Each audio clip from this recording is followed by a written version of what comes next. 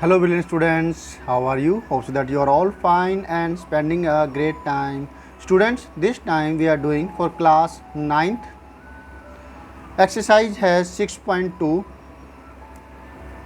और 6.2 का चैप्टर है ये क्वेश्चन नंबर है 6th और जो चैप्टर है उस चैप्टर का नाम है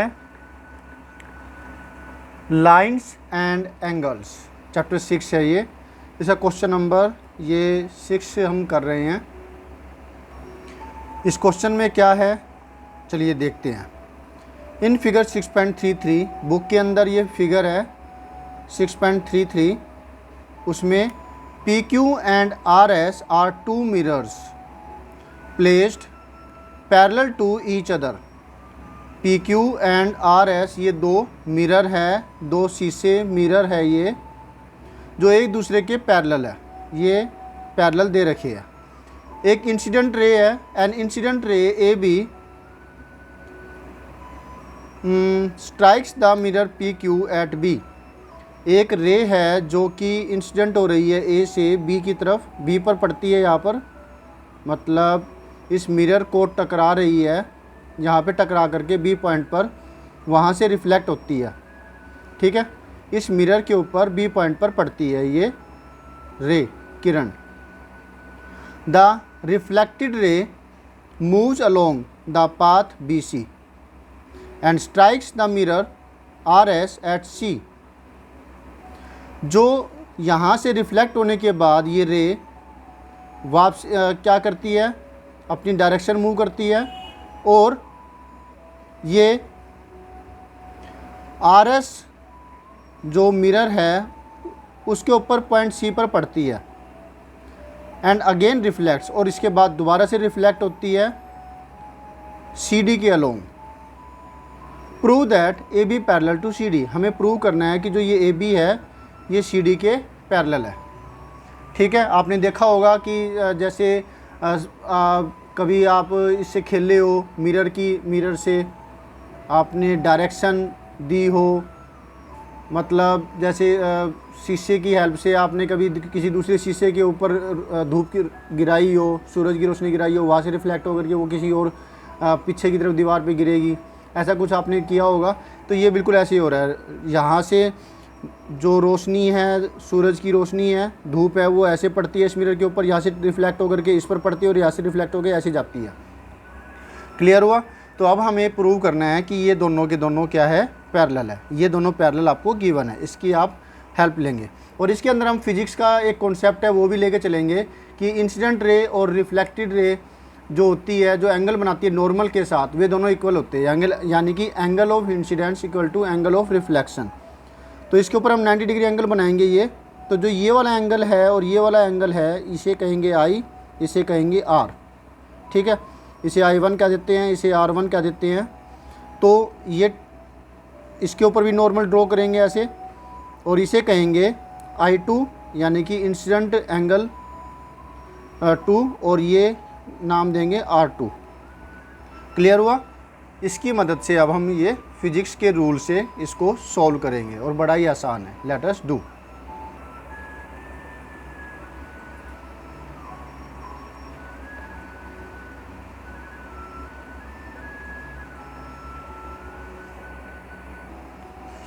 तो हमने अपनी तरफ से कंस्ट्रक्शन की है, वो हम यूज करेंगे। पहले तो गिवन में क्या क्या है। गिवन में है PQ पैरेलल टू RS, ये हमें गिवन है। ठीक है, हैव टू प्रूव करना है हमें AB पैरेलल है CD के, हमें ये प्रूव करना है। ठीक है, और अब कंस्ट्रक्शन करेंगे।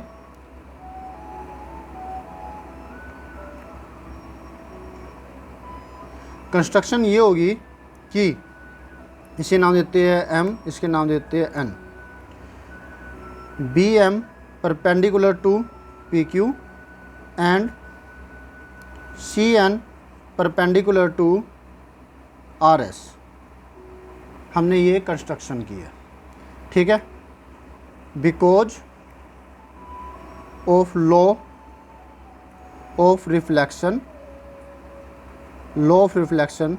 Of physics. क्या होता है? Angle of incidence equal to angle of reflection. ठीक है, तो ऐसा होने की वजह से क्या होगा, I1 equal to R1 and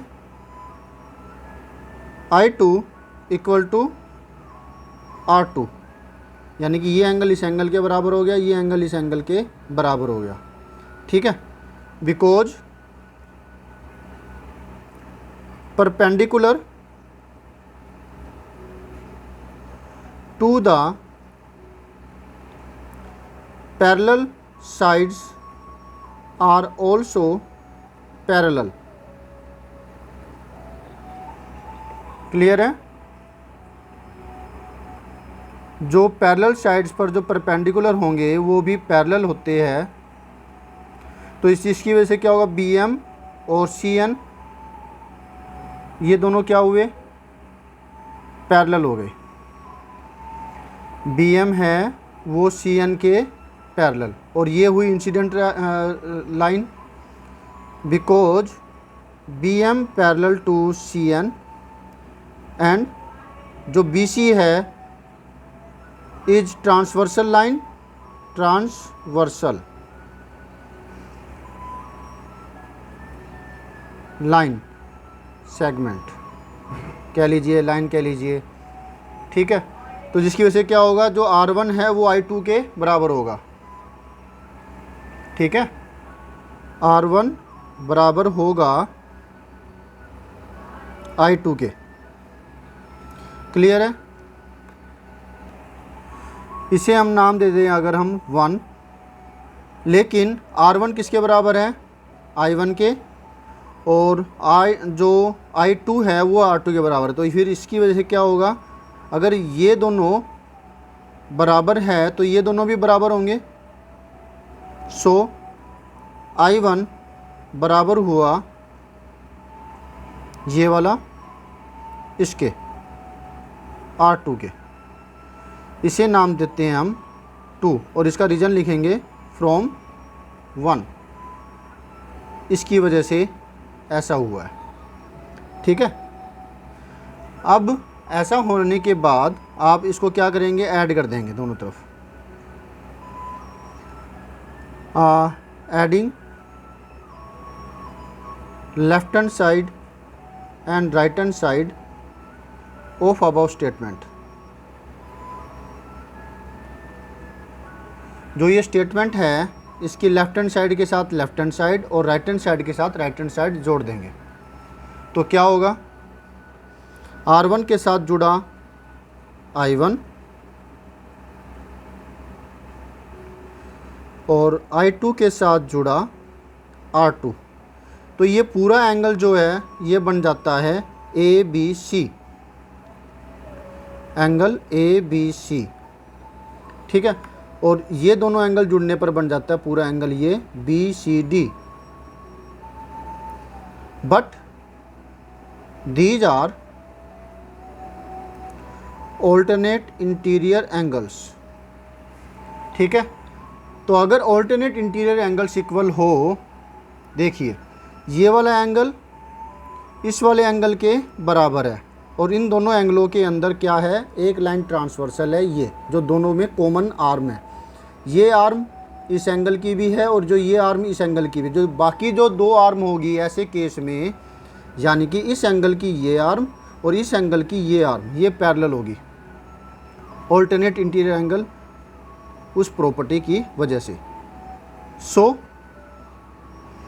A B parallel to क्या हो जाएगा, CD। Hence proved. क्लियर हुआ? Very good. होप सो अच्छे से समझ में आया होगा। इसको ऐसे ही कीजिएगा, बड़ा ही आसान है। ये है आपका क्वेश्चन और ये solution. Always have a great time. मिलते हैं नेक्स्ट वीडियो में। नेक्स्ट सोल्यूशन के साथ। बाय।